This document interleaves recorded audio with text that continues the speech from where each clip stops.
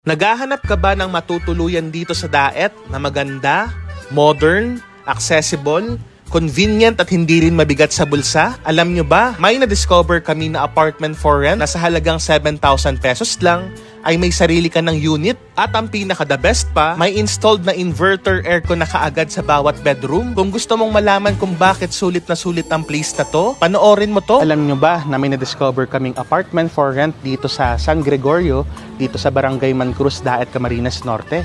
Ito yung JS Cabo. So ngayon, tignan natin kung ano bang itsura ng kanilang mga units. So let's go guys. Welcome to JS Cabo Apartment, located sa San Gregorio, Barangay Mancruz, Daet, Camarines Norte. Isa itong 3-story modern apartment building na may 11 units na iba-iba ang size, design at layout. Parang condo style ang dating.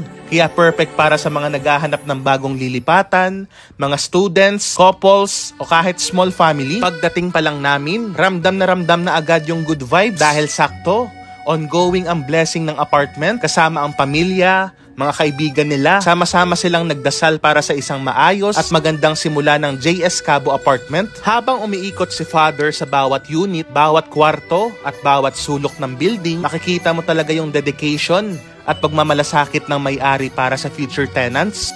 So guys, kung mapapansin nyo, napakalawak ng space ng kanilang parking. So kung meron kang sasakyan, may motorcycle ka, may kotse, meron sila ditong space na intended talaga para sa parking. Kitang-kita rin agad ang malawak na parking area na malaking tulong lalo na sa may mga sasakyan. Organized ang space at safe ang paligid. Kaya kahit gabi, kampante kang mag-park dito. Maganda rin ang location nito dahil walking distance lang sa HP Hypermarket, mga convenience store, Nathaniel Hotel, mga gas stations at iba pang establishments. At kung pupunta ka sa sentro, nasa 8 to 10 minutes away lang ito. Isang sakay lang papuntang SM City Daet at Daet Sentro. Pagdating sa mismong building, modern ang design, maaliwalas kapag umaga, pero lalo itong pansinin kapag gabi dahil sa mga ilaw.